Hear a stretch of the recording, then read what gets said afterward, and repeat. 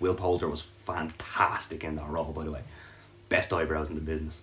Um, Welcome back to the Superior Comic Show. Been a been a while. I've been trying to find time to make this video, and finally I got the time. So this is going to be my Guardians of the Galaxy Volume 3 full, spoiler-full review. I'm going to break it down into sections. I'm going to talk about the story, I'm going to talk about the emotions, I'm going to talk about the characters, and then I'm going to talk about the ending. So split into that way, I find it easier to keep my own head on track. Before we get into that, don't forget to hit that subscribe button and follow along for more. So let's start with the story. So, Guardians of the Galaxy 1 and 2, the central character was Quill. In Guardians of the Galaxy Volume 3, the central character is Rocket, which I really like the change up there. Quill's dropped to almost like a third level character in terms of his story. Don't get me wrong, his story is still phenomenal, but this was all about Rocket. So I really enjoyed where the story went with this. There was still humour, as we expect of Guardians of the Galaxy, but there was a lot more emotion. I'm not saying the other two were emotionless. We had some very emotional moments in Volume 1 and 2, but Volume 3 just dialed that up to 1,000. Like, we have a lot of different storylines playing out at the same time. We have Quill, sad boy Quill, doing what a lot of us can relate to when it comes to a breakup, just drinking his pain. We have Kraglin trying to fill those Yondu boots and his interactions with Cosmo. We have obviously Rocket's whole story. We have Gamora finding her place in this new reality she's in. We have Nebula now being a fully fledged member of the Guardians of the Galaxy. We have Drax just being Drax. And we have new Groot. James Gunn has confirmed that we all assume, I'm guessing, that this is a completely different Groot than we see at the start of Guardians of the Galaxy Volume 1. It's almost like his clone slash son. All those stories running in and overlapping as the movie progresses was done really well. They all kind of bled into each other perfectly. Nothing felt out of place. Rocket's story is the story of Guardians of the Galaxy Volume 3, and the story was heartbreaking. Seeing Rocket's origin on screen rather than just hearing about it really tugged at the heartstrings, and I came out of that movie not knowing where my emotions were at. The High Evolutionary, we'll get into him in a minute, but we also had Adam Warlock coming into this in a way that I did not expect. It wasn't what I thought he was going to be, but I really enjoyed it, and I really enjoyed how it was explained that he's basically an infant still. Like, was only created, he's still a child in here, which was really, really good. There's a little, could be an Easter egg. I'd probably at James Gunn on Twitter and ask him this. Going from Rocket's story with Lila, Teefs and Flora at the start, and then obviously what happens to them. You see Adam Warlock, I know this is part of his costume in the comics, but you see here on his costume, connecting his cape, that skull looks very similar. This is an otter skull. Now, I don't know whether that was intentional or whether that's a reach or what, but I find a lot of these details in these movies that are usually intentional. Story-wise, it had everything. It had the humour, it had an F-bomb dropped in there, a lot of language. Mantis' story was really impressive as well. Her finding her own place and her own feet. The ending to Drax's story was outstanding, but we're going to get to the endings later on in the video. But the story of the movie overall was a conclusion for Rocket, closure. I felt like the whole movie was about closure. Questions were answered, and Rocket, I think, got his closure in the end, with the almost heaven scene with Lila. That really got me with he asked, "Can I come too?" and she said yes. And then you see Quill's primal scream because he just doesn't want his friend to go. And then Lila tells Rocket, but not yet. The story was really well done. It's honestly moved its way straight into my top 5 MCU movies of all time. It's honestly, I had it initially a 9 out of 10. I'm gonna get it bumped up to a 9.5 the more time I have thinking about it. Um, the only reason it loses half point, believe it or not, is I wanted it to be longer. If any movie deserved that 3 hour mark, it was this one, because there was so much story there and feeling that I think it could have got the 3 hours. So let's move on and talk about the characters now and their development over the movies. Quill started off as a cocky space outlaw, Star Lord. Uh, Gets with Gamora, becomes lover boy, becomes the distraught uh, boyfriend to a dead girlfriend, and then gets her back in Endgame, and then realizes that she doesn't remember who he is. So Gamora, their stories mixed together. Gamora goes off and joins the Ravagers, and Quill drinks himself almost to death.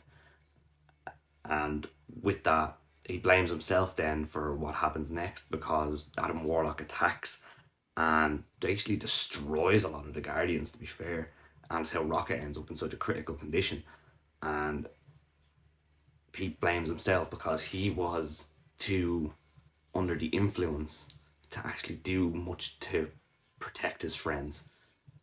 Um, so that opening and his story, and then when like you see it throughout the movie when they're on the high evolutionary ship, he doesn't care anymore. Like he used to stun, as you see, like in the first movie, he's like knocking them down and he's stunning them with his guns. He went onto that ship with Groot and basically said, "Kill everybody." And the way he, with no remorse, just charged that dude off the ship out the window. Sad boy Quill, I think the only people's lives he cared about were his friends. He didn't care about his own or anyone he was facing. He was just at the end of his rope, and it was a new dynamic for Peter Quill, and I really enjoyed it. Groot didn't have much for, surprisingly enough, for a movie that centers around Rocket. Groot didn't have much to do in the movie. Like obviously he had his action scenes and he had that ending, the "I love you guys," where James Gunn revealed that that's just because we can understand Groot, and that's why none of the other Guardians went what the at him talking. It's just that we're part of the Guardians now after this journey. So he didn't have too much to do. It was him hiding the guns, and his wings were awesome as well. Um, his little head crawly thing at the start after Adam Warlock reminded me of Pirates of the Caribbean, with the dude with the shell head crawling around. Um, Other than that, it wasn't. Groot really was just, he was a main character in the movie, obviously, but like his, in terms of development, I think we just see that his this version of Groot has now come to maturity and is where he is. But yeah, other than that, was a very less to do than in other movies. Kraglin and Cosmo just had their kind of dynamic going. Kraglin trying to fill Yondu's boots was almost like a son trying to fill his father's shoes storyline. That was really interesting to see. Cosmo was just a very good dog. Don't call her the B word. She's a good dog. I won't hear anything of it. Uh, Mantis really, like with Mantis and Drax's kind of formation there, really came to its own. But Mantis really grew a backbone in this movie and was not afraid to call out the other Guardians. Like she called Nebula a dickhead, which amazing. Uh, then taming the creatures at the end, and then when she decides to go her separate way, and Drax tries to come with her, and she says, "No, listen, I need to go do this on my own. I need to find who I am. I've spent all my life either working for Ego or working for the Guardians," and it was a nice conclusion to her storyline. It was really well done. Drax throughout it was just making these dumb, impulsive decisions like Drax does, and then like Nebula having a go at him on the ship, and Mantis standing up for him was brilliant. But my main take from Drax's story in all this was at the end with the kids, when he could understand them, and the way he was told, "You were never meant to be a destroyer. You were meant to be a father." And that, as a father myself, brought tears to my eyes. It was the line that was a line that will stick with me. And then he decides he's going to go a separate way as well at the end, which was, Batista said he's done with the role, so I understand that. Gamora again mixes in with Quill. She comes along for the ride, and ends up back at the Ravagers. So she's done now, I think. Yeah, I think like that's Gamora's story. Like her development throughout this movie, she was back to old Gamora because she was old Gamora, but her development through this movie to not falling in love with Quill again, but finding that healthy respect for the Guardians and each member. Um, really brought a nice full circle moment to the end of Zoe Saldana's story with Marvel, and I really thought it was done well. They could have easily killed her off, but they didn't. They gave her a nice conclusion, and we got closure on that story. Even with now the next character, Nebula, as someone with a few siblings, they're just grunts and head nods to each other, where spot on, to be honest. It's just the way siblings greet each other. But Nebula's one main take. Nebula's still very aggressive, and which Mantis called her out on it. Her development by the end is she is still aggressive. She's still a living weapon, but she's softened a little bit, and she realised that these are still almost coping mechanisms that she's had from competing with Gamora for Thanos' approval, and she's pushing people away, which she can do seriously now with her awesome new arm. But her development throughout it become like she's a member of the Guardians at the start, she's a member of it all, but her development of becoming more than just a member of the team, becoming a member of the family, and that's shown in the line when they're talking about Rocket, and Gamora says to Nebula, "Look, I'm family," and Nebula turns and says, "So is he." That line was beautiful, and really shows how full circle Nebula's come since Volume 1. Karen Gillan done a phenomenal job as always with Nebula. I love the little will they won't they kind of joke between her and Pete, where there's a lot of moments of that where you're like, are they going to get together? But now Karen Gillan done outstanding with Nebula in this one, and her story throughout was fantastic. She still had a lot of them flaws that she had the whole way through her MCU time, but she's with a family now that are calling her out on her bullshit, and I think she respects that. But her love for Rocket as well is shown, even though she'll never admit it, and I really think that her development was probably the most prevalent in the movie.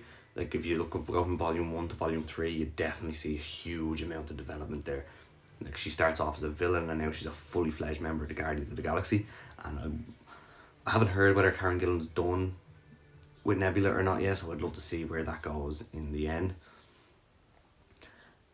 We had then Adam Warlock coming into it, and his development was interesting as well. He came in and destroyed the Guardians at the start before eventually being forced to retreat after Nebula just shivs him.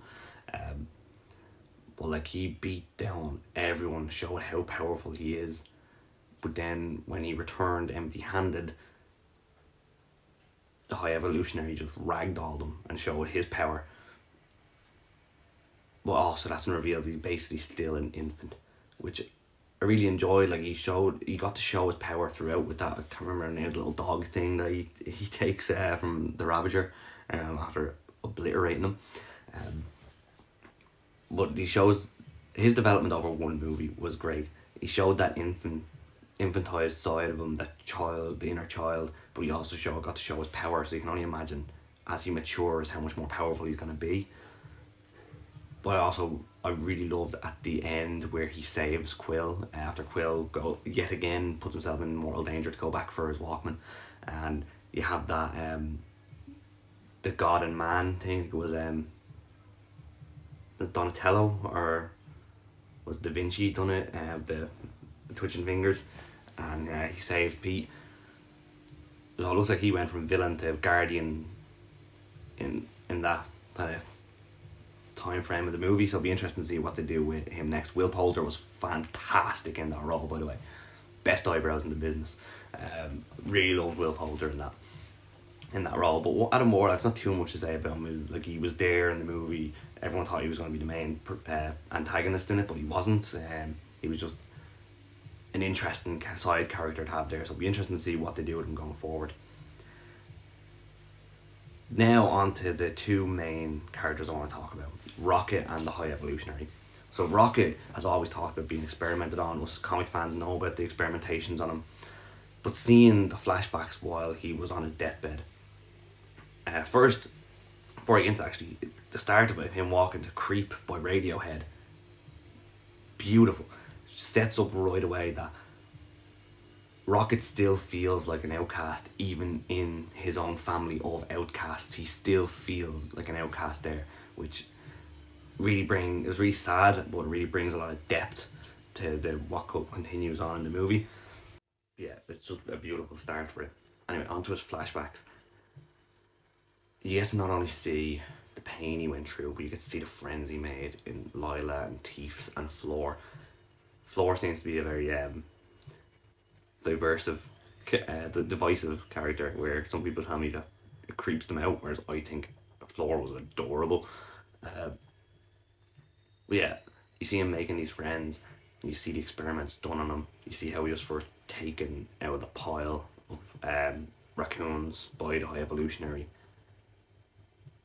and you see one of the most heartbreaking things. I'm going to say this a lot. His first words were hurts. The way it was delivered broke me. But then as it goes on, you see Rocket's intelligence has been there since the start. He outsmarted the High Evolutionary. He realised what was going wrong with these next level of experiments for Counter Earth. The High Evolutionary did not like that one bit. We also see during that him and the High Evolutionary had a decent relationship at the start. And that you see where Rocket's love of music came from and dancing. But then it all turns once he outsmarts the High Evolutionary, he's one of the types of people that cannot let it go if he's outsmarted, and that spells the end for Rocket. And that's when he basically tells Rocket, "You guys are all going to be destroyed. These new creatures are going to inhabit Counter Earth, not you." And that's when Rocket decides he's going to escape, and he shows his mechanical genius and builds the key card. But then, where the heartbreak starts, where Lila gets shot, and you see the vicious side of Rocket come out. And the reason why the High Evolutionary has a stretchy face, because Rocket went to town on him. And second most satisfying thing in the whole movie was Rocket just tearing the face off the High Evolutionary. But during that, again, another moment that just ripped my heart in two was 5 words that will haunt me for the rest of my life. Rocket, Teefs, Floor, go now. Over and over again, broke my heart. And then when Rocket starts fighting the guards, and then stray bullets hit Teefs and Floor, Rocket gets himself out of there, but nah, that just broke me. It broke me completely. And then obviously we get to Counter Earth. They're looking for the code to the kill switch inside Rocket. Counter Earth, by the way, was a furry nightmare. Terrifying, absolutely terrifying, but also one of the funniest moments in the movies as well. Because you have the language dropping and Quill trying to drive. But the main thing is the conclusion to Quill's story.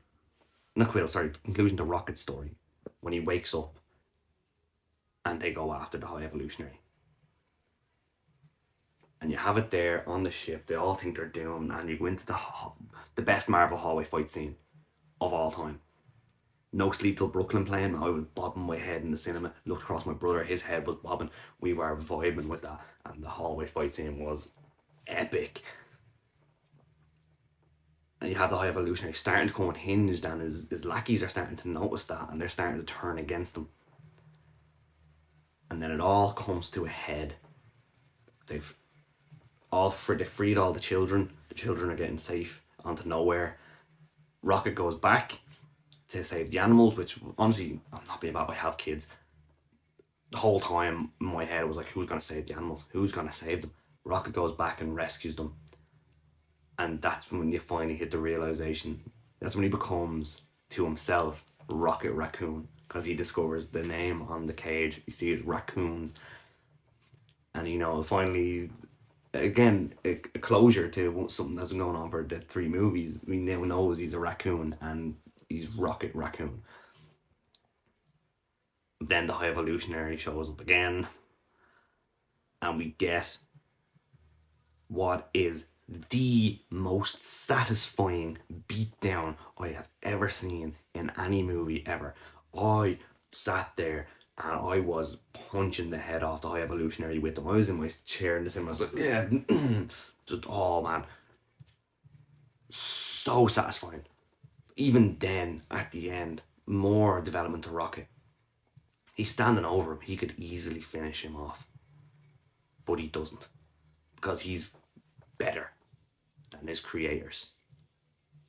There's the hands that make us and the hands that guide the hands. Lila, rest in peace. So they leave him on the ship.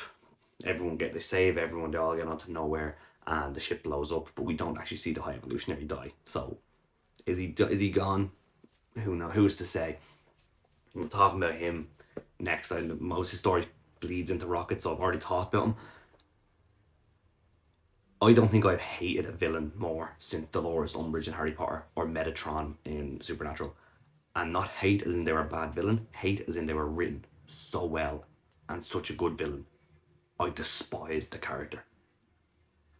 So, yeah, that was so well done. And the actor, I can't pronounce his name, so I'm not going to try and butcher, and because I'll butcher it. Phenomenal job. Phenomenal. Outstanding. That's like Joffrey Baratheon levels of heat. I know I probably missed a few bits. I kept thinking I'll write a script for this, and I don't like doing script. It feels unnatural to me to do a script. I just go off pure memory and pure emotion. But the end of the movie with them all standing and deciding to go their separate ways, and I love you guys. We have Quill going back to Earth to his granddad. That was a nice little emotional meet up. We have Mantis and Drac going their separate ways. Gamora back with the Ravagers.